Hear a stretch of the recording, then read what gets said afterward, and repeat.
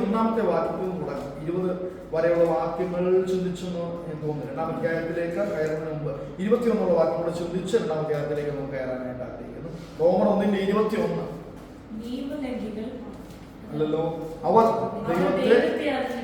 ദൈവത്തെ അറിഞ്ഞിട്ടും അവനെ ദൈവമെന്ന് ഓർത്ത് മഹത്വീകരിക്കുകയോ നന്ദി കാണിക്കുകയോ ചെയ്യാതെ തങ്ങളുടെ നിരൂപണങ്ങളിൽ ഭക്തരായിത്തീർന്നു. അവർ ദൈവത്തെ അറിഞ്ഞിരുന്നു, അല്ലെ? അവർ ദൈവത്തെ അറിഞ്ഞിരുന്നു, എന്നാൽ അവരെ ദൈവമെന്ന് ഓർത്ത് മഹത്വീകരിച്ചില്ല, നന്ദി കാണിച്ചില്ല, തങ്ങളുടെ നിരൂപണങ്ങളിൽ ഭക്തരായിത്തീർന്നു. അവരുടെ വിവേകമില്ലാത്ത ഹൃദയം ഇരുണ്ടുപോകും. ഇവിടെ 2-3 കാര്യങ്ങളാണ് ആ വാക്യത്തിൽ കാണാൻ കഴിയുന്നത്. ഒന്ന്, നന്ദികേട് കാണുന്നുണ്ട്. നന്ദി കാണിച്ചില്ല എന്നൊരു പദം. നന്ദി കാണിച്ചില്ല. ദൈവത്തെ ദൈവമെന്ന് അറിഞ്ഞ് ഓർത്ത് മഹത്വീകരിച്ചില്ല. ദൈവമെന്ന് അറിയാമായിരുന്നു. ഇതിനുള്ള മുമ്പിലുള്ള ഭാഗങ്ങൾ നമ്മൾ വായിക്കുമ്പോൾ നമുക്കറിയാം, അല്ലെ? അവന്റെ പ്രവൃത്തികളാൽ ബുദ്ധിക്ക് തെളിവായി വരുന്ന അവന്റെ നിത്യശക്തിയും ദിവ്യത്വവും ലോക സൃഷ്ടി പോലുള്ള ദൈവത്തിന്റെ പ്രവൃത്തികളും ഒക്കെ കണ്ടാൽ, ഈ പ്രപഞ്ചത്തെ കണ്ടു കഴിഞ്ഞാൽ ദൈവം ജീവിക്കുന്നു എന്നൊരു മനുഷ്യന് മനസ്സിലാക്കുവാനായിട്ട് കഴിയും. ദൈവമുണ്ട് എന്ന് ഒരു മനുഷ്യന് മനസ്സിലാക്കാനായിട്ട് കഴിയും. അത് പറഞ്ഞു കഴിഞ്ഞിട്ടാണ് വരുന്നത്, ദൈവം ഉണ്ടെന്നൊക്കെ അവർക്ക് അറിയാമെങ്കിലും ദൈവത്തെ അറിഞ്ഞിട്ടും ദൈവത്തെ മഹത്വീകരിക്കാനായി താല്പര്യമില്ലാതെ ആയിരിക്കുന്ന ജനം, നന്ദി കാണിക്കാത്ത ജനം, വിവേകമില്ലാത്ത ജനം, അല്ലെ? വിവേകമില്ലാത്ത ഹൃദയം ഇരുണ്ടുപോയി എന്നാണ് എഴുതിയിരിക്കുന്നത്.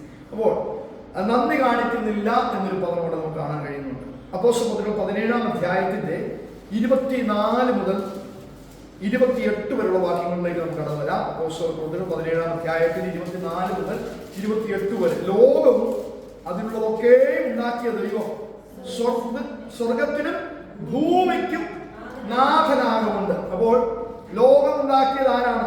അതിലുള്ളതൊക്കെ ഉണ്ടാക്കിയത് ആരാണ് എന്ന് ആ വാക്യത്തിൽ തെളിയുന്നുണ്ട്. ഇത് പൗലോസ് ഒരു പുസ്തകമാണ്. അതിൽ എഴുതിയിരിക്കുന്നു 25-ാം വാക്യം, കൈപ്പണിയായ ക്ഷേത്രങ്ങളിൽ അവൻ വാസം ചെയ്യുന്നില്ല, താൻ എല്ലാവർക്കും ജീവനും ശ്വാസവും സകലവും കൊടുക്കുന്നവൻ. അപ്പോൾ പഴയ നിയമത്തെ കുറിച്ച് നമ്മൾ ചിന്തിക്കുമ്പോൾ നിയമപെട്ടകത്തെ കുറിച്ച് നമ്മൾ ചിന്തിച്ചായിരുന്നു, അല്ലെ? ചോദിക്കണോ എന്തെങ്കിലുമൊക്കെ? നിയമപെട്ടകത്തെ കുറിച്ച് നമ്മൾ ചിന്തിച്ചായിരുന്നു, അല്ലെ? സമാഗമന കൂടാരത്തെ കുറിച്ച് നമ്മൾ ചിന്തിച്ചായിരുന്നു. യെരൂശലേം ദേവാലയം, സമാഗമന കൂടാരത്തിൽ ദൈവസാന്നിധ്യം ഇറങ്ങി വന്നിരുന്നു, ദൈവം ഇറങ്ങി വന്നിരുന്നു. നിയമപെട്ടകത്തിൽ കൃപാസനത്തിന്റെ മേൽ ദൈവം ഇറങ്ങി വന്ന് സംസാരിച്ചിരുന്നു. അതിനുശേഷം സമാഗമന കൂടാരത്തിന്റെ നിയമപെട്ടകം, അതിനുശേഷം യെരൂശലേം ദേവാലയം പണിയുമ്പോൾ ശലോമോന്റെ ദേവാലയത്തിൽ ദൈവസാന്നിധ്യം മേഘം പോലെ ഇറങ്ങി വന്നു എന്ന് നമുക്ക് കാണാൻ കഴിയുന്നുണ്ട്. എന്നാൽ പഴയ നിയമത്തിൽ ദേവാലയങ്ങളിൽ സമാഗമന കൂടാരത്തിലൊക്കെ ഇറങ്ങി വന്നിരുന്ന ദൈവസാന്നിധ്യം പുതിയ നിയമത്തിൽ അപ്പോസ്തല പ്രവൃത്തികളിലേക്ക് വരുമ്പോൾ പെരുന്നാൾ നടക്കുന്ന പെന്തക്കോസ്ത് പെരുന്നാൾ നടക്കുന്ന ദേവാലയത്തിലല്ല ദൈവസാന്നിധ്യം വെളിപ്പെട്ടത്. പകരം മർക്കോസിന്റെ മാളിക മുറിയിലാണ് പരിശുദ്ധാത്മാവിന്റെ വാഗ്ദത്ത നിവർത്തി സംഭവിക്കുന്ന പരിശുദ്ധാത്മാവിന്റെ ആഗമനം ഉണ്ടാകുന്നത്. അപ്പോൾ ദേവാലയത്തിൽ നിന്ന് കർത്താവിന് മാറിയെന്ന് വേണേൽ പറയാം, അല്ലെ? മർക്കോസിന്റെ ഭവനത്തിലേക്ക് വന്നു. ആദ്യ സഭകളെ കുറിച്ചും ആദിമസഭയെ കുറിച്ചും പഠിക്കുമ്പോൾ ആദിമസഭയിൽ അവര് ബിൽഡിങ്ങുകളിലല്ല ആരാധിച്ചിരുന്നു. അവർ ആരാധിച്ചിരുന്ന ഭവനങ്ങളിലായിരുന്നു, ഭവനസഭകളായിരുന്നു കൂടുതലും അവർക്കുണ്ടായിരുന്നത്. മർക്കോസിന്റെ മാളിക മുറിയിൽ തുടങ്ങി പിന്നുള്ള ഭവനസഭകൾ അവർ വർദ്ധിച്ചപ്പോൾ അവർ ആലയങ്ങളിലേക്ക് അല്ലെങ്കിൽ ബിൽഡിങ്ങുകളിലേക്ക് തിരിഞ്ഞു കാണും. സഭ പെരുകിയ സമയത്ത്, അല്ലെ? 1000-ഓളം പുരുഷന്മാർ ദൈവസാന്നിധ്യം അനുഭവിച്ചപ്പോൾ അവരെ ബിൽഡിങ്ങിൽ ഒതുക്കാൻ പറ്റുന്നില്ല, അല്ലെ? അത് കഴിഞ്ഞിട്ട് പിന്നെ 5000-ഓളമായ ജനത്തിന്റെ സംഖ്യ എന്ന് കാണുന്നു. മഹാപുരോഹിതന്മാർ ഉൾപ്പെടെയുള്ളവരുടെ കൂട്ടം എന്ന് കാണുന്നു. അപ്പോൾ സഭ വർദ്ധിച്ചുകൊണ്ടിരിക്കുമ്പോൾ അതിനനുസരിച്ചുള്ള ക്രമീകരണങ്ങൾ അവർ ആദിമസഭയിൽ തന്നെ ചെയ്തു കാണും. എന്നാൽ പർട്ടിക്കുലറായ ഒരു സ്ഥലത്ത് ദൈവസാന്നിധ്യം ദേവാലയത്തിലും കൂടാരത്തിലും നിയമപെട്ടകത്തിലും ഒക്കെ ഇറങ്ങിയതുപോലെ പരിശുദ്ധാത്മാവ് കൂടി വരുന്നവരുടെ നടുവിൽ അല്ലെങ്കിൽ ആരാധിക്കുന്ന നടുവിൽ ദൈവസാന്നിധ്യം വെളിപ്പെടുന്നു എന്ന് പുതിയ നിയമത്തിൽ നമുക്ക് മനസ്സിലാക്കുവാനായിട്ട് കഴിയുന്നുണ്ട്. അപ്പോൾ കൈപ്പണി, അതുകൊണ്ടാണ് അപ്പോസ്തല പ്രവൃത്തികളിൽ പൗലോസ് അപ്പോസ്തലൻ പ്രസംഗിക്കുന്ന കൈപ്പണിയായിട്ടുള്ള ക്ഷേത്രങ്ങളിൽ അവൻ വാസം ചെയ്യുന്നില്ല. താൻ എല്ലാവർക്കും എന്ത് ചെയ്യുന്നു? ജീവനും ശ്വാസവും സകലവും കൊടുക്കുന്നവൻ. അതിന് അംബാനിയെന്നില്ല, അദാനിയെന്നില്ല, കുറഞ്ഞവനെന്നില്ല, കൂടുതലെന്നില്ല, സ്ട്രീറ്റിൽ ജീവിക്കുന്നവൻ തൊട്ട്, അല്ലെ, ഏറ്റവും ഉയർന്ന നിലവാരത്തിൽ കഴിയുന്നവർ വരെ സകലത്തിനും ജീവനും ശ്വാസവും കൊടുക്കുന്ന ആരാണ്? ദൈവമാണ്. കരയുന്ന കാക്കക്കുഞ്ഞുങ്ങൾക്ക് ആഹാരം കൊടുക്കുന്നത് ദൈവമാണ്, അല്ലേ? അപ്പോൾ അവൻ സകലർക്കും ജീവനും ശ്വാസവും സകലവും കൊടുക്കുന്നവനായ വല്ലതിനും മുട്ടുള്ളവൻ എന്ന പോലെ മാനുഷിക കൈകളാൽ ശുശ്രൂഷ ആവശ്യപ്പെടുന്നില്ല, അല്ലേ? മാനുഷിക കൈകൾ കൊണ്ട് ശുശ്രൂഷ ദൈവം ആഗ്രഹിക്കുന്നില്ല. വിഗ്രഹങ്ങളിലാണ് സാധാരണ മാനുഷിക ശുശ്രൂഷകൾ നടത്തപ്പെടുന്നത്. ഇപ്പോൾ സമാധി സംബന്ധിച്ച് വലിയ സംഭവ വികാസങ്ങൾ നടന്നുകൊണ്ടിരിക്കുകയാണല്ലോ അല്ലേ. അപ്പോൾ വിഗ്രഹങ്ങളെ സേവിക്കുക അല്ലെങ്കിൽ ശുശ്രൂഷ ചെയ്യുക, അതിന് ശുശ്രൂഷ ചെയ്യുന്ന റോമക്കാരുടെ ഇടയിലും അത് നമുക്ക് കാണാൻ കഴിയും. അതിലേക്ക് നമ്മൾ വരും. അപ്പോൾ അങ്ങനെ ദൈവത്തെ മറന്ന് ദൈവ സൃഷ്ടികളെ ആരാധിക്കുന്ന ഒരു കൂട്ടം, മനുഷ്യന്റെ കൈകൾ കൊണ്ട് ശുശ്രൂഷ ആഗ്രഹിക്കുന്ന ദൈവങ്ങൾ, അവരെ സേവിക്കുന്ന ഒരു ജനം. അപ്പോൾ അപ്പോസ്തലനായ പൗലോസ് പറയാണ്, അങ്ങനെയല്ല നമ്മുടെ ദൈവം, മാനുഷിക കൈകളാൽ അവൻ ശുശ്രൂഷ ആവശ്യപ്പെടുന്നില്ല. ഭൂതലത്തിൽ കുടിയിരിപ്പാൻ അവൻ ഒരുത്തിൽ നിന്ന് മനുഷ്യജാതി ഒക്കെയും ഉളവാക്കി അവരുടെ നിവാസത്തിന് അതിരുകളും കാലങ്ങളും നിശ്ചയിച്ചു. മനുഷ്യജാതിയെ സൃഷ്ടിച്ചു, അതവരെ സൃഷ്ടിച്ചു അല്ലേ.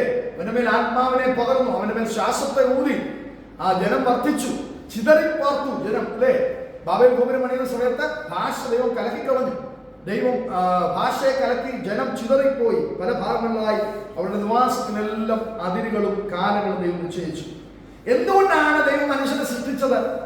അതാണ് 27-ാമത്തെ വാക്യത്തിൽ പറയുന്നത്. ദൈവത്തെ തപ്പി നോക്കി കണ്ടെത്തുമോ എന്ന് വെച്ച് അവനെ അന്വേഷിക്കേണ്ടതിന് തന്നെ. ദൈവ സൃഷ്ടിയുടെ മകുടമായ മനുഷ്യൻ അവൻ ദൈവത്തെ അന്വേഷിക്കണമെന്ന് ദൈവം ആഗ്രഹിക്കുന്നു. ഹല്ലേലൂയ. ദൈവത്തെ അന്വേഷിക്കുന്ന ബുദ്ധിമാനുണ്ടോ എന്ന് കാണാൻ ദൈവം സ്വർഗത്തിൽ നിന്ന് മനുഷ്യപുത്രന്മാരെ ശ്രദ്ധിച്ചുകൊണ്ടിരിക്കുന്നു, നോക്കിക്കൊണ്ടിരിക്കുന്നു. ദൈവമില്ല എന്ന് മൂഢൻ തന്റെ ഹൃദയത്തിൽ പറയുന്നു. അപ്പോൾ ദൈവത്തെ ശ്രദ്ധിക്കുന്ന, ദൈവത്തെ അന്വേഷിക്കുന്ന ഒരു ജനത്തെ ദൈവം ആഗ്രഹിക്കുകയാണ്. അതുകൊണ്ടാണ് അവർ ദൈവത്തെ അന്വേഷിക്കേണ്ടതിനാണ് ദൈവം അവനെ ഭൂതലത്തിൽ ആക്കിയിരിക്കുന്നത്. മനുഷ്യ സൃഷ്ടിയുടെ ഉദ്ദേശം ദൈവമായിട്ടുള്ള സംസർഗം, ദൈവമായിട്ടുള്ള കൂട്ടായ്മ, ദൈവമായിട്ടുള്ള ആരാധന, അതാണ് ദൈവം മനുഷ്യനെ കുറിച്ച് ആഗ്രഹിച്ചത്. അതുകൊണ്ട് മനുഷ്യൻ എന്ത് ചെയ്യുക? അവനെ അന്വേഷിക്കണമെന്ന് ദൈവം ആഗ്രഹിക്കുന്നു. അവൻ നമ്മിൽ ആർക്കും അകന്നിരിക്കുന്നവനല്ല താനും. രഹസ്യമായി നമ്മുടെ പ്രാർത്ഥനാ മുറിയിൽ കടന്ന് നാം പ്രാർത്ഥിക്കുമ്പോൾ പ്രാർത്ഥനാ മുറിയിൽ വെച്ച് തന്നെ മറുപടി തരുന്നൊരു ദൈവമുണ്ട് അല്ലേ. നമ്മുടെ പ്രാർത്ഥനകൾക്ക് മറുപടി നൽകുന്നൊരു ദൈവമുണ്ട്, റെസ്പോണ്ട് ചെയ്യുന്നൊരു ദൈവമുണ്ട്. സംസാരിക്കാൻ കഴിയാത്ത, കേൾക്കാൻ കഴിയാത്ത, കൂട്ടായ്മ തരാൻ കഴിയാത്ത വിഗ്രഹങ്ങളിലല്ല നമ്മുടെ ആശ്രയം. നമുക്ക് സംസാരിക്കുവാൻ കഴിയുന്ന, ഇടപെടുവാൻ കഴിയുന്ന, പ്രാർത്ഥനകൾക്ക് മറുപടി തരുവാൻ കഴിയുന്ന ഒരു ദൈവം നമുക്കായി ജീവിക്കുന്നുണ്ട്. അവനെയാണ് നാം സ്നേഹിക്കുന്നത്. അതുകൊണ്ട് അവൻ നമ്മിൽ നിന്ന് അകന്നിരിക്കുന്നവനല്ല. നിങ്ങൾ എന്നോട് അടുത്ത് വരുവിൻ, ഞാൻ നിങ്ങളോട് അടുത്ത് വരും. അപ്പൊ ദൈവം നമ്മളോട് അടുത്ത് വരണമെങ്കിൽ എന്ത് ചെയ്താൽ മതി? ദൈവം നമ്മളോട് ഒത്തിരി അടുത്ത് വരണം നമുക്ക് ആഗ്രഹമുണ്ട്. എന്ത് ചെയ്താൽ മതി? നമ്മൾ ദൈവത്തോട് അടുത്ത് വരണം. ദൈവം എന്നോട് അടുത്ത് വരണം. ദൈവം എന്നോട് അധികമായി സംസാരിക്കണം. ദൈവം എന്റെ പ്രാർത്ഥനകൾക്ക് മറുപടി തരണം. ദൈവം കുറച്ചുകൂടെ എന്നെ സ്നേഹിക്കണം. എന്ത് ചെയ്താൽ മതി? നിങ്ങൾ എന്നോട് അടുത്ത് വരും, ഞാൻ നിങ്ങളോട് അടുത്ത് വരാം. അവനിലല്ലോ നാം ജീവിക്കുകയും ചരിക്കുകയും ഇരിക്കുകയും കഴിയുന്നത്. ക്രൈസ്തവോ, നമ്മുടെ ജീവിതത്തിൽ ദൈവത്തെ വിട്ട് നമുക്കൊന്നും ചെയ്യാൻ കഴിയത്തില്ല. ചരിക്കുന്നതും ഇരിക്കുന്നതും ജീവിക്കുന്നതും എല്ലാം ദൈവത്തിലാണ്. ദൈവത്തെ നാം അന്വേഷിക്കണമെന്ന് ദൈവം ആഗ്രഹിക്കുന്നത് പോലെ തന്നെ ദൈവത്തിൽ നമ്മളോടുകൂടെ വസിക്കണമെന്നും ദൈവം ആഗ്രഹിക്കുകയാണ് എന്ന് നമുക്ക് കാണാൻ കഴിയും. എന്നാൽ ഈ ജനം റോമ സഭയിലെ സംബന്ധിക്കുന്ന അല്ലെങ്കിൽ റോമാസഭയിൽ ആയിരുന്ന ആ സഭയ്ക്ക് വെളിയിലായിരുന്ന ചില ആൾക്കാരോടാണ്, റോമ പട്ടണത്തോടാണ് പരിശുദ്ധാത്മാവിൽ അപ്പോസ്തലൻ സംസാരിക്കുന്നത് നമുക്ക് കാണാൻ കഴിയുന്നുണ്ട്. അവർ നന്ദി കാണിക്കുന്ന കൂട്ടമായിരുന്നില്ല, നന്ദി കാണിക്കാതെ നിരൂപണങ്ങളിൽ വർദ്ധരായിത്തീർന്നു. രണ്ടാമത് അവരുടെ വിവേകമില്ലാത്ത ഹൃദയം. അപ്പൊ വിവേകമുള്ളവരാണ്, ഒന്ന് നന്ദിയുള്ളവരാകണം അല്ലെ. ഒന്ന് ദൈവത്തെ അറിഞ്ഞ് ദൈവത്തെ മഹത്വീകരിക്കണം. അപ്പൊ ദൈവസഭയോട്, റോമ പട്ടണത്തോടും റോമ സഭയോടുമുള്ള അപ്പോസ്തലന്റെ ദൂതാണത്. ദൈവത്തെ അറിഞ്ഞ് ദൈവത്തെ മഹത്വീകരിക്കണം, ദൈവത്തെ അനുസരിക്കണം, ദൈവത്തെ മഹത്വീകരിക്കണം, നന്ദി കാണിക്കണം ദൈവത്തോട്. വിവേകമില്ലാത്തവരായി മാറരുത്. വിവേകമില്ലാത്ത ഹൃദയമാണ് ഇരുണ്ടു പോകുന്നത്. വിവേകമുള്ളവരാകുക. സദൃശവാക്യങ്ങളിലേക്ക് വരുമ്പോൾ 15-ാം അധ്യായത്തിന്റെ 24-ാമത്തെ വാക്യത്തിലേക്ക് ഒന്ന് വരാം. സദൃശവാക്യം 15-ാം അധ്യായത്തിന്റെ 24. ബുദ്ധിമാന്റെ ജീവിതയാത്ര മേലോട്ടാകുന്നു, കീഴുള്ള പാതാളത്തെ അവൻ ഒഴിഞ്ഞു പോകും. ബുദ്ധിമാന്റെ ജീവിതയാത്ര എങ്ങോട്ടാ? നിങ്ങൾ ഉയരത്തിലുള്ളത് ചിന്തിപ്പീൻ, അല്ലേ? ഭൂമിയിലുള്ളതല്ല ഉയരത്തിലുള്ളത് ചിന്തിപ്പീൻ. നമ്മളെത്ര പേരെ ഉയരത്തിലുള്ളത് മാത്രം ചിന്തിക്കുന്നുണ്ട്, അല്ലേ? രാവിലെ എഴുന്നേറ്റാൽ ഉടനെ ഉയരത്തിലുള്ളതാണ് ചിന്തിക്കുന്നത്. സ്വർഗത്തെ കുറിച്ചും ദൈവത്തെ കുറിച്ചും ആരാധനയെ കുറിച്ചും പ്രാർത്ഥനയെ കുറിച്ചും ഒക്കെയാണോ ചിന്തിക്കുന്നത്? രാവിലെ എങ്ങനെയാണ് എഴുന്നേറ്റ് ആദ്യം ബ്രേക്ക്ഫാസ്റ്റ് എന്താണെന്നാണ് ആദ്യം നമ്മൾ ചിന്തിക്കുന്നത്, അല്ലേ? എന്ത് ഉച്ചയ്ക്ക് എന്ത് കഴിക്കാൻ കൊണ്ടുപോകുമെന്നാണ്, ഡ്യൂട്ടിക്ക് കൊണ്ടുപോകുമെന്നാണ് നമ്മൾ ആദ്യത്തെ നമ്മുടെ ടെൻഷൻ, അല്ലേ? അപ്പോൾ ഉയരത്തിലുള്ളത് ചിന്തിക്കുക, ഭൂമിയിലുള്ളതല്ല ഉയരത്തിലുള്ളത് തന്നെ ചിന്തിക്കുക. അപ്പം ബുദ്ധിമാന്റെ ജീവിതയാത്ര എങ്ങനെയാണ്? അത് മേലോട്ടാണ്. അവൻ ദൈവത്തെ കുറിച്ച് ചിന്തിക്കും, ദൈവസാന്നിധ്യത്തെ കുറിച്ച് ചിന്തിക്കും. കീഴെയുള്ള പാതാളത്തെ അവൻ ഒഴിഞ്ഞു പോകും. ദൈവത്തിൽ നിന്ന് അകന്നാൽ, ദൈവസാന്നിധ്യം അനുഭവിച്ചില്ലെങ്കിൽ, രക്ഷിക്കപ്പെട്ടില്ലെങ്കിൽ എന്ത് സംഭവിക്കും? ഒരു സ്ഥലം നമുക്ക് വേണ്ടി റെഡിയാക്കി ദൈവം വെച്ചിട്ടുണ്ട്, കീഴിലുള്ള പാതാളം. ആ പാതാളത്തിലേക്ക് പോകാൻ ഇടയായിത്തീരും. അവൻ അതിനെ ഒഴിഞ്ഞു പോകും. 25-ാമത്തെ വാക്യം, അഹങ്കാരിയുടെ വീട് യഹോവ പൊളിച്ചു കളയും, വിധവയുടെ അതിരോ അവൻ ഉറപ്പിക്കും. അഹങ്കാരിയുടെ വീട് യഹോവ പൊളിച്ചു കളയും. ഇപ്പോൾ കാണുന്ന വീഡിയോകളൊക്കെ കാണുമ്പോൾ സത്യം പറഞ്ഞാൽ ശരിക്കും വിഷമം തോന്നുകയാണല്ലേ? US-ലെ കാലിഫോർണിയയിൽ നടക്കുന്ന കാട്ടുതീയെ കുറിച്ച് ഞാൻ ചില വീഡിയോകൾ കണ്ടപ്പോൾ അതിനകത്ത് അവർ കരഞ്ഞുകൊണ്ട് നിലവിളിച്ചുകൊണ്ട് അവരുടെ വീടും അവരുടെ സ്വത്തും അവരുടെ വാഹനങ്ങളും എറിഞ്ഞു കളഞ്ഞിട്ട് ഓടുന്ന വീഡിയോകൾ കാണാൻ പറ്റും. അത്രയ്ക്ക് കാട്ടുതീ അവരോട് അടുത്തപ്പോൾ പ്രാണനം കൊണ്ട് രക്ഷപ്പെടുന്ന മനുഷ്യരെ അതിനകത്ത് നമുക്ക് കാണാൻ കഴിയും. ഹോളിവുഡിലുള്ള വലിയ വലിയ നടന്മാരുടെ വീടുകൾ, അവർ താമസിക്കുന്ന കോടാനുകോടി ആസ്തിയുള്ള വീടുകളെല്ലാം പലരുടെയും കത്തിപ്പോയി, അല്ലേ? അവർ സമ്പാദിച്ചത്, അവർ കൂട്ടിവെച്ചത് എല്ലാം നഷ്ടപ്പെട്ടു, ഒരു നിമിഷം നഷ്ടപ്പെട്ടു.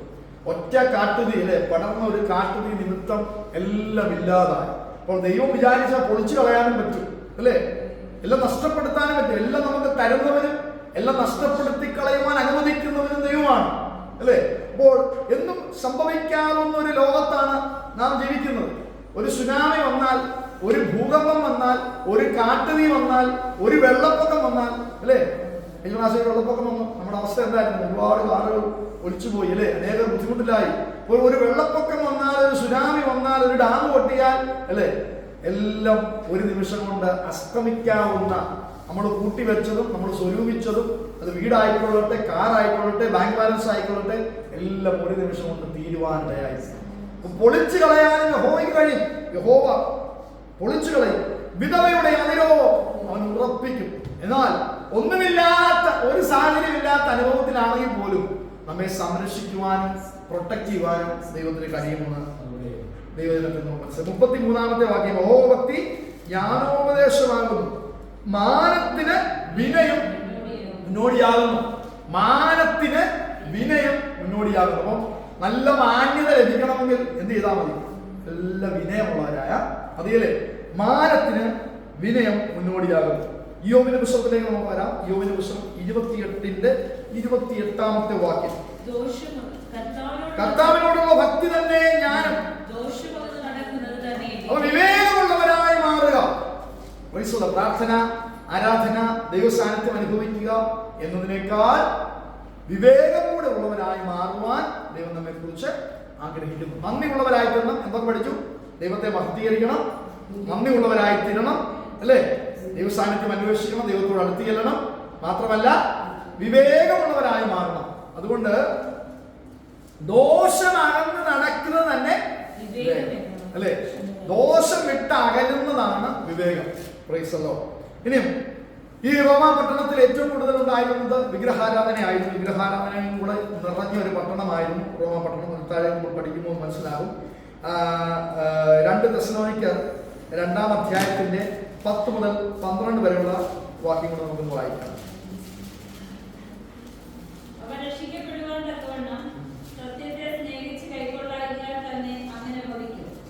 സത്യത്തെ വിശ്വസിക്കാതെ അനീതി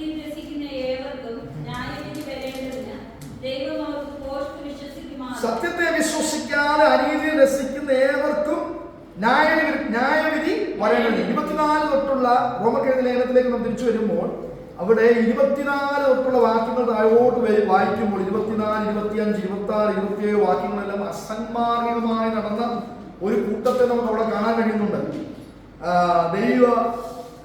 ദൈവത്തിൽ നിന്ന് അകന്ന് പാപസംബന്ധമായ ജീവിതം നയിക്കുന്ന, ലോകസംബന്ധമായ ജീവിതം നയിക്കുന്ന ഒരു കൂട്ടത്തെ അവിടെ 24, 25, 26 വാക്യങ്ങളിൽ വായിക്കുമ്പോൾ നമുക്ക് കാണാൻ കഴിയുന്നുണ്ട്. അപ്പോൾ അവിടെ ആ പ്രവർത്തികൾ നിമിത്തം ദൈവത്തെ ഉപേക്ഷിച്ച് കളഞ്ഞ ഒരു കൂട്ടരായിരുന്നു അതിന് നടുവിലുണ്ടായിരുന്നത്. സത്യത്തെ വിശ്വസിക്കാതെ, ഇപ്പൊ വായിച്ച വാക്യത്തിൽ സത്യത്തെ വിശ്വസിക്കാതെ അനീതിയിൽ രസിക്കുന്ന ഏവർക്കും ന്യായവിധി വരേണ്ടതിന് അപമാന രാഗങ്ങളിൽ ജീവിച്ച മനുഷ്യർ. ആ ഭാഗങ്ങൾ ഞാൻ അധികം ഓടിച്ച് വിശദീകരിക്കാനായിട്ട് ആഗ്രഹിക്കുന്നത് നിങ്ങൾ വായിച്ചാൽ മതി. അപമാന രാഗങ്ങളിൽ ജീവിച്ചവർ, അല്ലെ, ഹോമോസെക്സ്വാലിറ്റിയിൽ ജീവിച്ചവർ, അപമാന രാഗങ്ങളിൽ ഏൽപ്പിച്ചു കൊടുത്തവർ, പുരുഷന്മാർ, സ്ത്രീകൾ, ദൈവത്തിന്റെ ഹിതത്തിൽ നിന്ന് മാറ്റപ്പെട്ട ചില അനുഭവങ്ങൾ അവിടെ നമുക്ക് കാണാൻ കഴിയുന്നുണ്ട്. എന്നിട്ട് പറയുക, സത്യത്തെ വിശ്വസിക്കാത്തൊരു ജനം, സത്യത്തെ വിശ്വസിക്കാതെ അനീതിയിൽ രസിക്കുന്ന ഏവർക്കും ന്യായവിധി വരേണ്ടതിന്. അപ്പോൾ അനീതിയിൽ രസിക്കുന്നവർക്ക് ഒരു ന്യായവിധി ഉണ്ട്. താഴ്വാക്യം, ദൈവം അവർക്ക് ഭോഷ്ക് വിശ്വസിക്കുമാറ് വ്യാജത്തിന്റെ വ്യാപാര ശക്തി അയക്കുന്നു. 24ാമത്തെ ഭാഗം. അതുകൊണ്ട് ആ ദൈവം അവരെ തങ്ങളുടെ ഹൃദയങ്ങളിലെ മോഹങ്ങളിൽ സ്വന്തം ശരീരങ്ങളെ തമ്മിൽ അപമാനിക്കേണ്ടതിന് അശുദ്ധിയിൽ ഏൽപ്പിച്ചു. അപ്പോൾ ഈ വാക്യം അതിനുമായിട്ട് കണക്റ്റഡ് ആണ്. 12ാമത്തെ വാക്യം, ദൈവം അവർക്ക് ഭോഷ്ക് വിശ്വസിക്കുമാറ് വ്യാജത്തിന്റെ വ്യാപാര ശക്തി അയക്കുന്നു.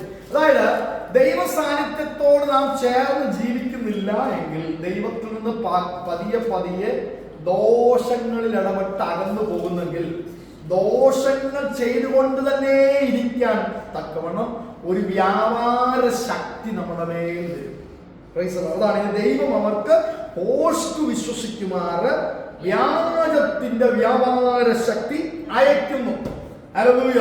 അപ്പോൾ ദൈവത്തിൽ നിന്ന് അകന്നു മാറി തെറ്റുകൾ തന്നെ ചെയ്തുകൊണ്ടിരുന്ന, ദൈവഹിതമല്ലാത്ത വിഷയങ്ങളിൽ തന്നെ ഇടപെട്ടുകൊണ്ടിരുന്നു കഴിഞ്ഞാൽ ഒരു വ്യാജ വ്യാപാര ശക്തി നമ്മുടെ മേൽ ദൈവം അയക്കും. പിന്നെ നമുക്ക് മടങ്ങി വരണമെന്ന് ആഗ്രഹിച്ചാലും അഡിക്റ്റഡ് ആയി പോകുന്ന, മടങ്ങി വരണമെന്ന് ആഗ്രഹിച്ചാലും കഴിയാൻ പറ്റാത്ത രീതിയിലേക്ക് ഒരു വ്യാപാര ശക്തിയാൽ നിയന്ത്രിക്കപ്പെടും. സത്യത്തെ വിശ്വസിക്കാതെ അനീതിയിൽ രസിക്കുന്നവർക്ക് സംഭവിക്കുന്നതാണ് അവിടെ എഴുതിയിരിക്കുന്നത്. ദൈവം അവർക്ക് ഭോഷ്ക് വിശ്വസിക്കുമാറ്. പിന്നെ എത്ര വസനം കേട്ടാലും എത്ര ആരാധന സംബന്ധിച്ചാലും നമുക്ക് ദൈവത്തെ വിശ്വസിക്കാൻ കഴിയാതെ നമ്മുടെ ഹൃദയം കഠിനമായി ഒരു ഭോഷ്ക് വിശ്വസിക്കുന്ന വ്യാപാര ശക്തി കൊണ്ട് നിറയപ്പെടുവാനിടയായിത്തീരും. എങ്ങനായിത്തീർന്നാൽ ദൈവത്തിൽ നിന്ന് കണ്ടിന്യൂസ് അകന്നു മാറുന്ന ഒരു ജനത്തിന്. ഹല്ലേലൂയ. 13ാമത്തെ വാക്യം, ഞങ്ങളോ കർത്താവിന് പ്രിയരായ സഹോദരന്മാരെ, ദൈവം നിങ്ങളെ ആദ്യം മുതൽ ആത്മാവിന്റെ വിശുദ്ധീകരണത്തിലും. അപ്പൊ എന്തൊക്കെ കാര്യങ്ങൾക്കായി ദൈവം ഈ ജനത്തെ തെരഞ്ഞെടുത്തിരിക്കുന്നു? അപ്പൊ ഈ പാപം നിറഞ്ഞൊരു പട്ടണത്തിന്റെ നടുവിൽ ജീവിക്കുമ്പോൾ ദൈവസഭയെ ദൈവം തെരഞ്ഞെടുത്തതിനെ കുറിച്ചാണ് അപ്പോസ്തലൻ അവിടെ പറയുന്നത്. പാപം നിറഞ്ഞൊരു പട്ടണം, അല്ലേ, ദൈവഹിതമല്ലാത്ത വഴികളിൽ കൂടെ തന്നെ നടക്കുന്ന പട്ടണം, ലൈംഗികമായ പാപമുള്ള പട്ടണം, വിഗ്രഹാരാധന ഉള്ളൊരു പട്ടണം, ദൈവത്തെ മഹത്വീകരിക്കാത്ത ഒരു പട്ടണം. ആ പട്ടണത്തിൽ ഒരു ദൈവസഭ ആയിരിക്കുമ്പോൾ ആ ദൈവസഭയിലുള്ളവരെ വിളിക്കപ്പെട്ടതിനെ കുറിച്ചാണ് അവിടെ എഴുതിയിരിക്കുന്നത്. സഹോദരന്മാരെ, ഇവരൊക്കെ ഒരു വ്യാജത്തിന്റെ വ്യാപാര ശക്തി പിടിക്കപ്പെട്ട് ഈ പട്ടണം ഇങ്ങനെ നശിക്കുമ്പോൾ, അല്ലെങ്കിൽ ലൈംഗിക പാപങ്ങളിൽ കൂടെ അവർ അധമരായി തീരുമ്പോൾ അതിന്റെ നടുവിൽ വിളിക്കപ്പെട്ട ദൈവസഭ എന്തിനുള്ളതാ? ആത്മാവിന്റെ വിശുദ്ധീകരണത്തിലും സത്യത്താൽ നമ്മെ വിളിച്ചു. രക്ഷിക്കപ്പെടുവാൻ, സ്നാനപ്പെടുവാൻ, സത്യമറിയുവാൻ, കർത്താവിനെ കുറിച്ച് അറിയുവാൻ, പരിശുദ്ധാത്മാവിനെ പ്രാപിപ്പാൻ കർത്താവ് നമ്മെ തിരഞ്ഞെടുത്തു. സത്യത്തിന്റെ വിശ്വാസത്താൽ, ആത്മാവിന്റെ വിശുദ്ധീകരണത്താൽ രക്ഷയ്ക്കായി തിരഞ്ഞെടുത്തു. തിരഞ്ഞെടുപ്പിനെ കുറിച്ച് നമ്മൾ കഴിഞ്ഞ ആഴ്ച ചിന്തിച്ചത് ഞാൻ തോന്നുന്നു, അല്ലേ? ലോകസ്ഥാപനത്തിന് മുമ്പേ ക്രിസ്തുവിൽ നാം തിരഞ്ഞെടുക്കപ്പെട്ടവരാണ്. യെരമ്യാവിന്റെ തിരഞ്ഞെടുപ്പിനെ കുറിച്ച് നമ്മൾ പഠിച്ചു, അല്ലേ? ഉദരത്തിൽ ഉരുവായപ്പോഴേ പ്രവാചകനായി നിയമിക്കപ്പെട്ടവൻ. അപ്പോൾ തിരഞ്ഞെടുപ്പ് ഹല്ലേലൂയ പെട്ടെന്ന് സംഭവിച്ചതല്ല. ഹല്ലേലൂയ മുന്നമേ ഉള്ള തിരഞ്ഞെടുപ്പാണ്. ആ തിരഞ്ഞെടുപ്പ് എന്തിനു വേണ്ടിയാ? വിശുദ്ധീകരണത്തിനായിട്ടുള്ള തിരഞ്ഞെടുപ്പാണ്. സത്യത്തിന്റെ വിശ്വാസത്തിലേക്ക് വരാനുള്ള തിരഞ്ഞെടുപ്പാണ്. രക്ഷയ്ക്കായിട്ടുള്ള തിരഞ്ഞെടുപ്പാണ്. അതുകൊണ്ട് ഞങ്ങൾ എന്ത് ചെയ്യുക? ദൈവത്തെ എപ്പോഴും സ്തുതിപ്പാൻ കടപ്പെട്ടിരിക്കുന്നു. Price the Lord. കേട്ടിട്ട് സന്തോഷമുണ്ടോ? ദാവീദിലേക്ക് പോകണം കണ്ട? Price the Lord. അപ്പോൾ വിശ്വാസത്തിലേക്ക്, വിശുദ്ധീകരണത്തിലേക്ക്, ഹല്ലേലൂയ, ദൈവം നമ്മെ വിളിച്ചിരിക്കുന്ന വിശുദ്ധീകരണത്തിലേക്ക്, വിശ്വാസത്തിലേക്ക്, രക്ഷയിലേക്ക് തകർന്നുകൊണ്ടിരിക്കുന്ന അനേക തലമുറകൾ ഉൾപ്പെടെയുള്ളവർ അല്ലെ, അനേക യുവാക്കൾ, യുവതികൾ തകർന്നുകൊണ്ടിരിക്കുന്ന ഒരു ലോകത്തിൽ നമ്മെ ദൈവം തെരഞ്ഞെടുത്ത് വിശുദ്ധീകരണത്തിനായി, ആത്മാവിന്റെ വിശുദ്ധീകരണത്തിനായി, രക്ഷയ്ക്കായി വേർതിരിച്ചിരിക്കുകയാണ്. ഈ റോമപട്ടണത്തിൽ അനേകം വിഗ്രഹാരാധന കൂടുതലുള്ളതുകൊണ്ടുകൂടാണ് ഈ രീതിയിൽ അപ്പോസ്തലൻ ആ വചനങ്ങൾ എടുത്ത് പോകുവാനായിട്ടിടയായിത്തീരുന്നത്. ഗ്രീസിൽ മനുഷ്യ ദൈവങ്ങൾ, ഈ മനുഷ്യ ദൈവങ്ങൾ ഉണ്ടായിരുന്നു, മനുഷ്യ രൂപത്തിലുള്ള ദൈവങ്ങൾ ഗ്രീസിൽ ഉണ്ടായിരുന്നു. ഈജിപ്തിലുള്ള കുറച്ച് ദൈവങ്ങളെ കുറിച്ച് പറയാം, ഒന്ന് അറിഞ്ഞു പോകാൻ വേണ്ടി പറയാം. സർപ്പം അവരുടെ ഒരു ദൈവമായിരുന്നു. നമുക്കറിയാം, മോശ വടിയിട്ടപ്പോൾ സർപ്പമായി മാറി. ദൈവം ആ സർപ്പം മോശയുടെ വടി സർപ്പമായി തീർന്നെന്നുള്ള ദൈവത്തിന്റെ പദ്ധതി തന്നെ എന്താ, ആ ഈജിപ്തിൽ ഉണ്ടായിരുന്ന ഒരു സർപ്പ വ്യാപാരത്തെ വിഴുങ്ങാനുള്ള ശക്തി കൊടുക്കുകയാണ്. മോശയുടെ വടി എന്ത് ചെയ്തു? അവിടെ ഉണ്ടായിരുന്ന സർപ്പശക്തിയെ വിഴുങ്ങുകയാണ് ചെയ്തത്. സന്തോഷമില്ല കേട്ടിട്ട്? അതിനുവേണ്ടി ഒരു വടി ദൈവം കൊടുത്തിട്ട് പറഞ്ഞു, വടി ഇടുമ്പോൾ എന്ത് മാറും? സർപ്പമായിട്ട് മാറും. അപ്പോൾ എന്ത് ചെയ്യാം? മറ്റു മന്ത്രവാദികളുടെ വടിയിട്ട് സർപ്പം മാറും. പക്ഷെ മോശയുടെ വടി സർപ്പത്തെ, അവരുടെ സർപ്പങ്ങളെ വിഴുങ്ങിക്കളഞ്ഞു. അപ്പോൾ ആ സർപ്പശക്തികളെ വിഴുങ്ങിക്കളയാനുള്ള ഒരു അഭിഷേകം പകർന്നിട്ടാണ് ഫറവോന്റെ അടുത്തേക്ക്, ഈജിപ്തിലേക്ക് ദൈവം അവനെ അയക്കുന്നത്. അപ്പോൾ അവിടുത്തെ സർപ്പം, അണലി അവരുടെ പ്രത്യേകമായിട്ടുള്ള ഒരു ആരാധന ജീവിയായിരുന്നു. പരുന്ത്, കഴുകൻ, കാള, പട്ടി, കഴുത, ചീങ്കണ്ണി അവിടെ ഈജിപ്തിലുള്ള ദൈവങ്ങളാണ്. മനുഷ്യ സൃഷ്ടിയെല്ലാം അവർ ദൈവങ്ങളാക്കി ആരാധിച്ചിരുന്നു. അപ്പൊ ഈ ഈജിപ്തിലെ മിസ്രൈമിലെ കുറച്ച് സ്വാധീനം തനിച്ചു പാർക്കുന്ന ജനമായ ഇസ്രായേലിനിടയിലൂടെ കടന്നു പോവുകയും ചെയ്തു. ഇസ്രായേൽ വിഗ്രഹാരാധനയിലേക്ക് പോയി അല്ലെ. പല സന്ദർഭങ്ങളിൽ ദൈവം വെറുത്തിരുന്ന, ഏറ്റവും വെറുക്കുന്ന പാപമാണ് വിഗ്രഹാരാധന. അപ്പോൾ ഇസ്രായേലിൽ പോയി അല്ലെ. മോശ പ്രാർത്ഥനയ്ക്കായി മലമുകളിൽ കയറി പോയപ്പോൾ അല്ലെ, അഹരോൻ എന്ത് ചെയ്തു? ഒരു കാളക്കുട്ടി ഉണ്ടാക്കി, സ്വർണ്ണ കാളക്കുട്ടിയെ ഉണ്ടാക്കി അല്ലെ, അവർ ആരാധിച്ചു. അപ്പം ഇസ്രായേലിൽ നിന്നുള്ള ആരാധനയിലേക്ക്, ഇസ്രായേലിൽ വർഷങ്ങൾ, സംവത്സരങ്ങൾ അവർ താമസിച്ചവർ. അപ്പൊ അവരുടെ ഒരു സ്വാധീനം അവരുടെ മേൽ ഉള്ളത് കൊണ്ട് വിശുദ്ധ ആരാധനയ്ക്കായി വേർപെട്ടവരെങ്കിലും അല്ലെ, ഫറവോന്യ വ്യാപാരത്തിൽ നിന്ന് പുറപ്പെട്ട് അവർ ചെങ്കടലിൽ കടന്ന് ദൈവത്തെ ആരാധിച്ചവരായിരുന്നെങ്കിലും ഇടയ്ക്കൊക്കെ അവരുടെ മിസ്രൈമിലെ ചിന്തകൾ അവരുടെ അകത്തുണ്ടായിരുന്നത് കൊണ്ട് മോശ ഒന്ന് തൽക്കാലത്തേക്കൊന്ന് മാറി. മോശ ദൈവസാന്നിധ്യം അനുഭവിക്കുന്ന സമയത്ത് അഹരോനിൽ കൂടെ അവരൊരു സ്വർണ്ണ കാളക്കുട്ടിയെ ഉണ്ടാക്കി ആരാധിക്കുന്നത് കാണാം, വാർത്തുണ്ടാക്കി ആരാധിക്കുന്നത് കാണാം. അപ്പൊ മിസ്രൈമിലെ ഈ സ്വാധീനം, ഈ വിഗ്രഹങ്ങളുടെ സ്വാധീനം ഇസ്രായേൽ ജനത്തിനും ഉണ്ടായിരുന്നു. ഇന്ത്യയിലുണ്ട് ആരാധന അല്ലെ. എന്താ, പശു, കുരങ്ങ് എല്ലാം ഇന്ത്യയിലുള്ള ആരാധനകളാണ്, ദൈവങ്ങളാണ്. 28-ാമത്തെ വാക്യത്തിലേക്ക് പറയാം. ദൈവത്തെ പരിജ്ഞാനത്തിൽ ധരിപ്പാൻ ഇഷ്ടമില്ലാത്തതിന് തക്കവണ്ണം ദൈവം അവരെ ഉചിതമല്ലാത്തത് ചെയ്യുവാൻ നിർഗിഷ്ട ബുദ്ധിയിൽ ഏൽപ്പിച്ചു. എനിക്കറിയാം, ഇച്ചിരി ബുദ്ധിമുട്ടുള്ള ഭാഗമായ റോമൻ പൗലോസിന്റെ ആ എഴുത്തുകളൊക്കെ നോക്കി, എത്ര കട്ടിയുള്ള എഴുത്തുകളാണ് നോക്കി. ഇത് ട്രാൻസ്ലേറ്റ് ചെയ്ത് ഇത്ര മലയാളത്തിൽ കൊണ്ടുവന്നിട്ട് തന്നെ അല്ലേ, ഭയങ്കര കട്ടിയല്ലേ. അപ്പോൾ ദൈവത്തെ പരിജ്ഞാനത്തിൽ ധരിപ്പാൻ ഇഷ്ടമില്ലാത്തത് തക്കവണ്ണം ദൈവം അവരെ ഉചിതമല്ലാത്തത് ചെയ്യുവാൻ നികൃഷ്ട ബുദ്ധിയിൽ ഏൽപ്പിച്ചു. അപ്പോൾ ഒരു പരിധിക്കപ്പുറം ദൈവ സാന്നിധ്യത്തിൽ നിന്ന് പോകുന്നു എന്ന് കണ്ടപ്പോൾ ഒരു നികൃഷ്ട ബുദ്ധി, ഒരു വ്യാപാര ശക്തി അവരിൽ, അതായത് മുമ്പുള്ള വാക്യങ്ങളും കണ്ടത്, അവർ ഒരു വ്യാപാര ശക്തിയാൽ സ്വാധീനിക്കപ്പെടുകയും നികൃഷ്ട ബുദ്ധിയാൽ സ്വാധീനിക്കപ്പെടുകയും ദൈവഹിതമല്ലാത്ത പദ്ധതികൾ കൂടുതൽ ചെയ്യുവാനിടയായിത്തീരുകയും ചെയ്തു. അവർ സകല അനീതിയും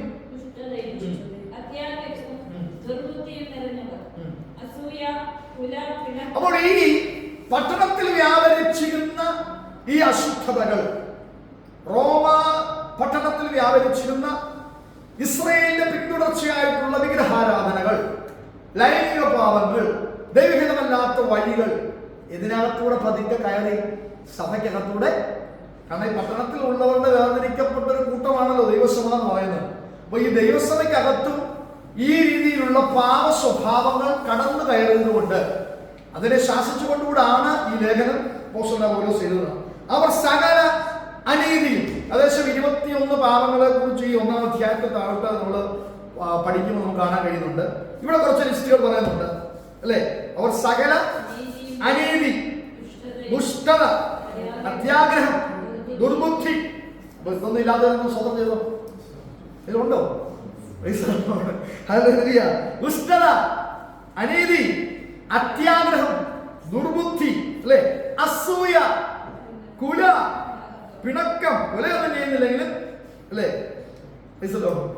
നാട്ടിൽ വല്ലം പോകുമ്പോൾ പോലെ വാഴപ്പല വല്ലം വെട്ടിയിടുന്ന അല്ലാതെ കൊലയൊന്നും ചെയ്യുന്നില്ലെങ്കിലും അല്ലേ, അസൂയ, പിണക്കം, കപടം, ദുശീലം എന്നിവ തിങ്ങിയവർ.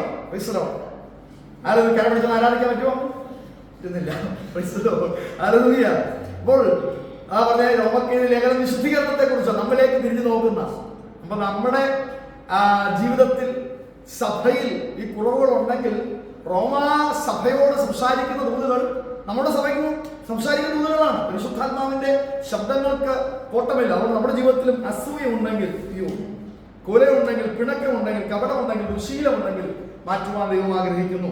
കുരുടക്കാർ, ഏഷണിക്കാർ, ദൈവദേശികൾ, നിഷ്ഠൂരന്മാർ, ഗർവിഷ്ഠന്മാർ, ആത്മപ്രശംസക്കാർ. ആത്മപ്രശംസക്കാരാണെന്ന് അറിയാമോ? തള്ളുന്നവർ. പച്ച മലയാളത്തിൽ പറഞ്ഞ ആത്മപ്രശംസക്കാർ, പുതുദോഷം സങ്കല്പിക്കുന്നവർ. അല്ലേ, പുതിയ കാര്യങ്ങൾ കണ്ടുപിടിക്കും. അല്ലെ, ചോറിയ ചാടി കഴിഞ്ഞാൽ പ്രശ്നമാണ്. അല്ലെ, അങ്ങനെ പുതിയ ദോഷം സങ്കല്പിക്കുന്നവർ. മാതാപിതാക്കന്മാരെ അനുസരിക്കാത്തവർ. ഉണ്ടോ കുഞ്ഞുങ്ങൾ? ഉണ്ടോ? മാതാപിതാക്കന്മാരെ അനുസരിക്കാത്തവർ. അടുത്ത വാക്യമാണ് നമുക്ക് പ്രശ്നം. ഈ വക പ്രവർത്തിക്കുന്നവർ മരണയോഗ്യം എന്നുള്ള ദൈവന്യായം. നമ്മുടെ ആരാധനയും പ്രാർത്ഥനയും അഭിഷേകവും നിറവും എല്ലാം പോകുന്ന വാക്യമല്ല. ഈ വക പ്രവർത്തിക്കുന്നവർ എന്താ? മരണയോഗ്യ എന്നുള്ള ദൈവന്യായം. ഇത് ദൈവന്യായമാണ്. ഈ വക പ്രവർത്തിക്കുന്നവർ മരണയോഗ്യ എന്നുള്ള ദൈവം നിശ്ചയിച്ചിരിക്കുന്ന ദൈവന്യായമാണ്. ഈ ദൈവന്യായം അവർ അറിഞ്ഞിട്ടും അവയെ പ്രവർത്തിക്കുക മാത്രമല്ല, നമ്മളധികം പ്രവർത്തിക്കുന്നില്ലെങ്കിൽ ഇങ്ങനെയൊക്കെ പ്രവർത്തിക്കുന്നത് നമ്മൾ പ്രസാദിക്കും. അല്ലേ, നമ്മുടെ കൂടെ ജോലി ചെയ്യുന്നവർ ആരെങ്കിലും വേർപ്പെട്ട പണി കൊടുക്കണം, പണി എന്ന് പറയാം. അല്ലേ, പ്രസാദിക്കും. തെറ്റ് ചെയ്യുന്നവരെ നമ്മളൊന്ന് പ്രോത്സാഹിപ്പിക്കും. നമ്മൾ തെറ്റ് ചെയ്യുന്നവരെ പ്രോത്സാഹിപ്പിച്ചാലും അത് തെറ്റാ, പ്രസാദിക്കുകയും ചെയ്യുന്നു. അല്ലേ, അപ്പോൾ ഈ വക പ്രവർത്തിക്കുന്നവരെല്ലാം അതിൽ മാത്രമല്ല, അത് പ്രവർത്തിക്കുന്നവരിൽ പ്രസാദിക്കുകയും ചെയ്യുന്നു. 1 തീമോഥെയോസ് എഴുതിയ ലേഖനം 2-ാം അധ്യായത്തിന്റെ 8 മുതൽ 15 വരെയുള്ള വാക്യങ്ങളും നമുക്ക് ഓടിച്ച് വായിക്കാം. അതിനകത്ത് പൗലോസ് ചില നിർദ്ദേശങ്ങൾ ദൈവസഭയ്ക്ക് കൊടുക്കുന്നുണ്ട്. ആകയാൽ പുരുഷന്മാർ എല്ലായിടത്തും കോപവും ആഗ്വാദവും വിട്ടകന്ന് വിശുദ്ധ കൈകളെ ഉയർത്തി പ്രാർത്ഥിക്കണമെന്ന് ഞാൻ ആഗ്രഹിക്കുന്നു. അപ്പോൾ ഒരു ദൈവസഭയാവുമ്പോൾ അഭിപ്രായ വ്യത്യാസങ്ങൾ ഉണ്ടാകും. അല്ലേ, നമുക്ക് എല്ലാവർക്കും പല അഭിപ്രായങ്ങളുണ്ട്, വ്യത്യാസങ്ങളുണ്ട്, അഭിപ്രായങ്ങൾ. നിങ്ങൾ കണ്ടിട്ടുള്ള ഒരു കാർട്ടൂൺ കണ്ടിട്ടുണ്ടെന്ന് തോന്നുന്നല്ലേ? ഒരു കഴുതയുമായി ഒരു ഭാര്യയും ഭർത്താവും പോകുന്ന കാർട്ടൂൺ കണ്ടിട്ടുണ്ട്. നിങ്ങൾ കണ്ടിട്ടുണ്ടായിരിക്കുന്നത്. ഒരു കഴുതയുമായി ഒരു ഭാര്യയും ഭർത്താവും യാത്ര ചെയ്യുകയാണ്. അപ്പോൾ ചില മനുഷ്യർ പറയുകയാണ്, ഒരു കഴുത ഉണ്ടായിട്ട് ഇവരെന്തിനാ അത് കയറി ഇരിക്കാതെ അത് ആ കഴുതയുമായിട്ട് യാത്ര ചെയ്യുക? ഇത്ര ബുദ്ധിയില്ലാത്ത ആൾക്കാരാണ്. ചിലർ പറയും ബുദ്ധിയില്ലാത്ത ആൾക്കാരാണ്. അല്ലേ, ഒരു കഴുത ഉണ്ട്, കഴുത ഭാര്യ നോക്കാനുള്ളതല്ലേ കഴുത. ഇവർ രണ്ടുപേരും കൂടെ അതേ പോയിക്കോട്ടെ. അപ്പൊ ചിലർ മനുഷ്യർ അങ്ങനെ പറഞ്ഞു. കുറച്ച് മുന്നോട്ട് പോയപ്പോൾ ചില മനുഷ്യർ പറഞ്ഞു, എന്തോ ഒരു മണ്ടത്തരം, ആ ഭാര്യയെ കൊണ്ട് നടക്കുന്ന കണ്ടില്ലേ ആ മനുഷ്യനൊരു കഴുത ഉണ്ടായിട്ട്.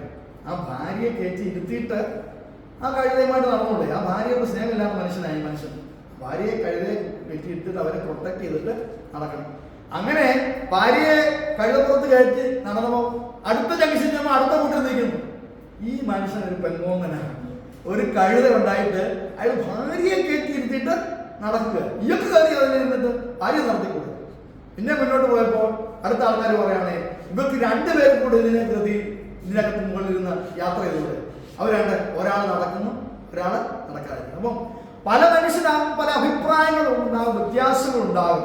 ഇതൊരു ദൈവസഭയെ സംബന്ധിച്ച് സത്യമാണ്.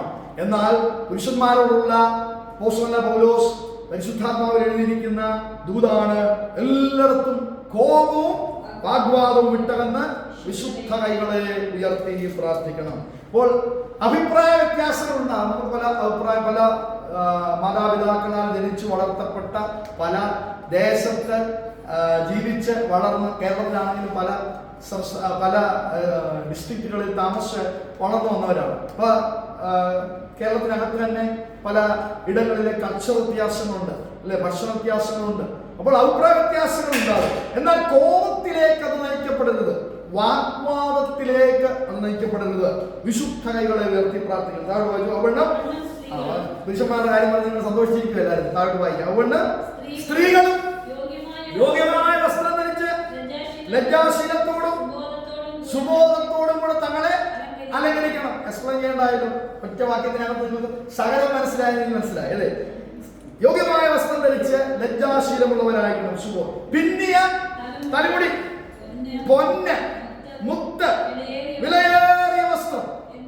സാധാരണ ഈ പുതിയ നിയമത്തിൽ സ്വർണം ഉപയോഗിക്കുന്നതിനെ കുറിച്ച് വാക്യം സ്പെഷ്യലി എഴുതാത്തത് കൊണ്ട് സാധാരണ ആൾക്കാർ ഈ വാക്യമാണ് പൊന്ന്, പിന്നിയ മുടി, പൊന്ന്, മുത്ത് എഴുതിയിട്ടുണ്ടല്ലോ.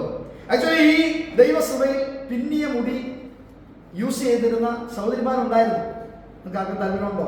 ദൈവമേ, ദുരുപദേശം ആണോ? പിന്നിയ മുടി യൂസ് ചെയ്ത് പിന്നിയ മുടിയുമായി വരുന്ന സഹോദരിമാരുണ്ടായിരുന്നു.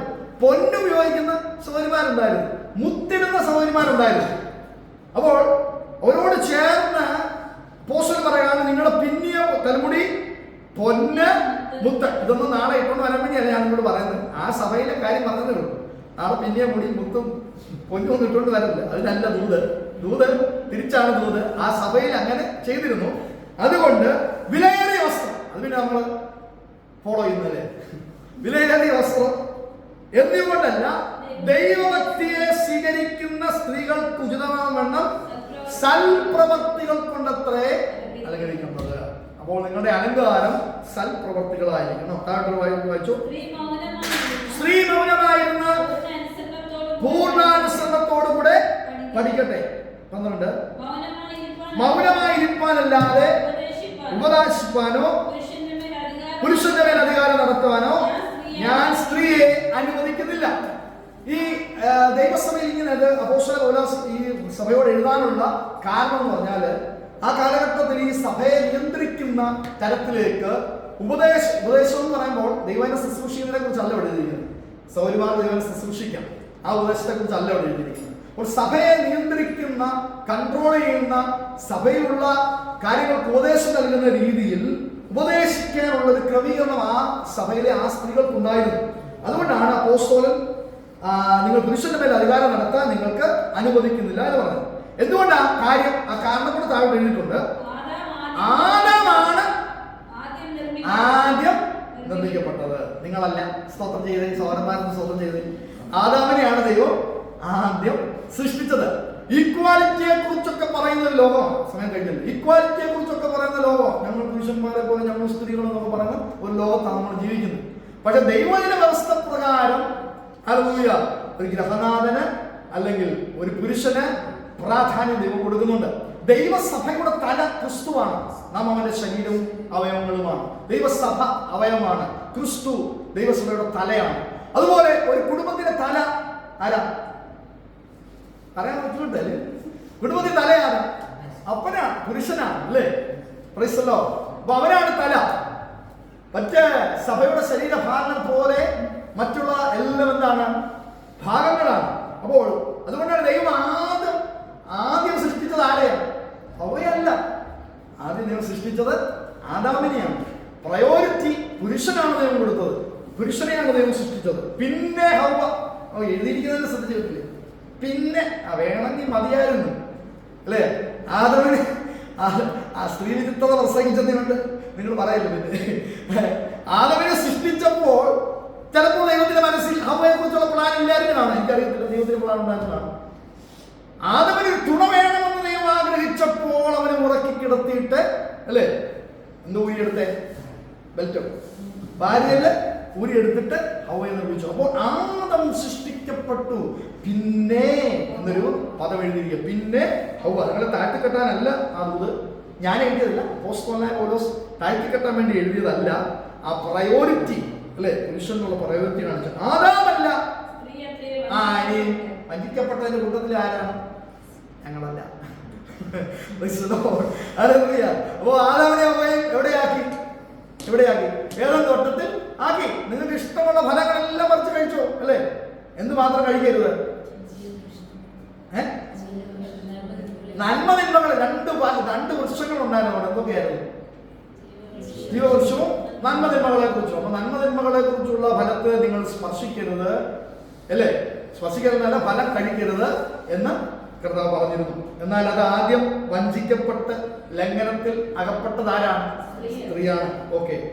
എന്നാൽ ഇതൊക്കെ ആണെങ്കിലും വിശ്വാസത്തിലും സ്നേഹത്തിലും വിശുദ്ധീകരണത്തിലും സുബോധത്തോടെ പാർക്കുന്നെങ്കിൽ അവൻ മക്കളെ പ്രസവിച്ച് രക്ഷ പ്രാപിക്കും. അപ്പോൾ അത് വഞ്ചിക്കപ്പെട്ട അനുഭവത്തിൽ കൂടെ ആദ്യം പോയത് സ്ത്രീയാണെങ്കിലും വിശ്വാസം ഉണ്ടായിരുന്നാൽ, സ്നേഹമുണ്ടായിരുന്നാൽ, വിശുദ്ധീകരണം ഉണ്ടായിരുന്നാൽ, സുബോധമുള്ളവരായിരുന്നാൽ അവൾ രക്ഷ പ്രാപിക്കുമെന്നാണ് ദൈവത്തിന്റെ വചനത്തിൽ പ്രഖ്യാപിക്കുന്നത്. നമ്മുടെ സമയം കഴിയാറായാലും ഒരു ഭാഗം ചിന്തിക്കാനുള്ള സമയം നമുക്കില്ല. ഹല്ലേലൂയ. ദൈവങ്ങളിലേക്ക് നമുക്ക് സമർപ്പിച്ച് ഇതിന് മുമ്പിൽ ഏൽപ്പിക്കാം. Hallelujah. Hallelujah. Praise the Lord. Hallelujah. നമ്മിലേക്ക് ഒന്ന് ചിന്തിക്കുവാൻ, നമ്മെ ഒന്ന് ശോധന ചെയ്യുവാനുള്ള ദൂതുകളാണ് ഇന്ന് രാത്രി. ഹല്ലേലൂയ. റോമർക്ക് എഴുതിയ ലേഖനത്തിൽ നാം കേട്ടത്. Praise the Lord. Hallelujah. Hallelujah. ഈ വക പ്രവർത്തിക്കുന്നവരൊക്കെ മരണയോഗ്യർ എന്നുള്ളത് ദൈവ ന്യായമാകുന്നല്ലോ. Praise the Lord. Praise the Lord. നമ്മുടെ നാം ഈ ലോകത്തിലായിരിക്കുമ്പോൾ ഒരുപക്ഷെ അസൂയയില്ലാത്തവരായി, പകയില്ലാത്തവരായി, പിണക്കമില്ലാത്തവരായിട്ടൊക്കെ ജീവിക്കാൻ നമുക്ക് വലിയ പാടാണ്. എന്നാൽ ഇന്ന് രാത്രി ദൈവത്തിന്റെ വചനം ഒന്ന് കേൾക്കുമ്പോൾ, ഹല്ലേലൂയ, ഇതാ ഇന്ന് രാത്രി നമ്മോട് സംസാരിക്കുമ്പോൾ നമ്മളിലേക്ക് ഒന്ന് തിരിഞ്ഞു നോക്കുവാൻ, നമ്മുടെ കുറവുകൾ, നമ്മുടെ ബലഹീനതകൾ, നമ്മുടെ പരാജയങ്ങൾ എവിടെയാണെന്ന് മനസ്സിലാക്കി നമ്മളെ തന്നെ ഒന്ന് ശുദ്ധീകരിക്കുവാൻ, ഹല്ലേലൂയ, ദൈവം നമ്മളെ പ്രാണനെയും ശരീരത്തെയും ആത്മാവിനെയും ശുദ്ധീകരിക്കുവാൻ കഴിവുള്ളവരാണ്. എന്നാൽ ഏൽപ്പിക്കപ്പെട്ട് കൊടുക്കേണ്ട ഉത്തരവാദിത്വം നമുക്കാണ്. ഹല്ലേലൂയ. Praise the Lord. ശുദ്ധീകരണം നമ്മുടെ പാർട്ടല്ല, ശുദ്ധീകരണം ദൈവത്തിന്റെ പാർട്ടാണ്. പക്ഷെ ശുദ്ധീകരണത്തിന് വേണ്ടി സമർപ്പിക്കുക എന്നത് നമ്മുടെ പാർട്ടാണ്. യെശയ്യാ പ്രവാചകന്റെ അധരങ്ങളെ ശുദ്ധീകരിച്ചത് താനായിരുന്നില്ല. യെശയ്യാ പ്രവാചകന്റെ അധരങ്ങളെ ശുദ്ധീകരിച്ചത് ദൈവം അയച്ച ദൂതനായി. അവൻ ദൂതൻ തന്റെ നാവിനെ തൊട്ടപ്പോൾ അവൻ ശുദ്ധീകരിക്കപ്പെട്ടവനായി മാറി. പക്ഷേ അവൻ അതിന് മുമ്പ് പറയുന്നൊരു പദമുണ്ട്, ഞാൻ ശുദ്ധിയില്ലാത്ത തരമുള്ള മനുഷ്യൻ, ശുദ്ധിയില്ലാത്ത ജനത്തിന് നടുവിൽ വസിക്കുന്നു. ഒരു കഴുകലിന് അവന് താല്പര്യമുണ്ടായി, ഒരു മാറ്റത്തിന് അവന് താല്പര്യമുണ്ടായി, ഒരു വിശുദ്ധിക്ക് അവന് താല്പര്യമുണ്ടായി. ഹല്ലേലൂയ. അതാണ് ഇന്ന് രാത്രി ദൈവം നമ്മിൽ പ്രതീക്ഷിക്കുന്നത്. നമുക്കതിന് താല്പര്യമുണ്ടെങ്കിൽ നമ്മെ ശുദ്ധീകരിപ്പാൻ, കഴുകുവാൻ ദൂതനെ അയച്ച്, ഹല്ലേലൂയ, ആത്മാവിനെ അയച്ച് നമ്മെ ശുദ്ധീകരിപ്പാൻ അവൻ ശക്തനായ ദൈവം. നാം ഈ ലോകത്ത് ജീവിക്കുമ്പോൾ നമ്മുടെ കുറവുകളുണ്ട്. നമ്മുടെ സംസാരത്തിൽ, പ്രവൃത്തിയിൽ, ചിന്തയിൽ, ഭാവങ്ങളിൽ, ഇടപെടലുകളിലൊക്കെ നമുക്ക് കുറവുകളുണ്ട്. ഹല്ലേലൂയ. യേശു കർത്താവ് പറഞ്ഞത്, ഹല്ലേലൂയ, കൊല ചെയ്യരുതെന്ന് നിങ്ങൾ കേട്ടിട്ടുണ്ടല്ലോ. ഞാൻ നിങ്ങളോട് പറയുന്നത്, സഹോദരനോട് നിസ്സാര എന്ന് പറഞ്ഞാൽ ഹല്ലേലൂയ കൊല ചെയ്യുന്നതിന് സമമാണ്. Price the Lord. നമുക്ക് കൊല ചെയ്യണമെന്നില്ല. ഹല്ലേലൂയ. നിസ്സാരനായ ഒരാളെ കണ്ടാൽ, സംസാരിച്ചാൽ കൊല ചെയ്തതിന് തുല്യമാണെന്നാണ് കർത്താവ് നമ്മെ പഠിപ്പിക്കുന്നത്.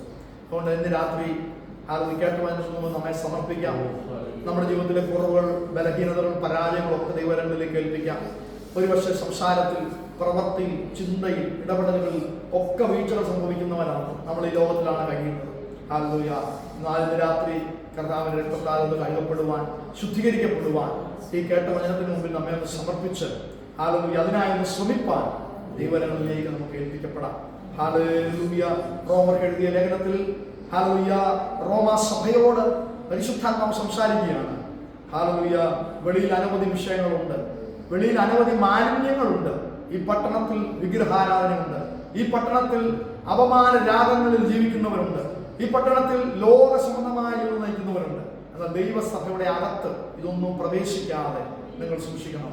നിങ്ങളുടെ വ്യക്തിപരമായ ജീവിതത്തിൽ ഇത് കടന്നു വരാതെ, ഹല്ലേലൂയ, നിങ്ങളെ ആത്മാവിന്റെ വിശുദ്ധീകരണത്തിൽ സംരക്ഷിക്കേണ്ട ഉത്തരവാദിത്വം നിങ്ങൾക്കുണ്ട് എന്ന് പരിശുദ്ധാത്മാവ് സംസാരിക്കുകയാണ്. ഇന്ന് രാത്രി കേട്ട നമ്മെ സമർപ്പിച്ച് എല്ലാവരും പ്രാർത്ഥനയോടെ ആയിരിക്കുമ്പോൾ ആകാശ ഉയർത്തി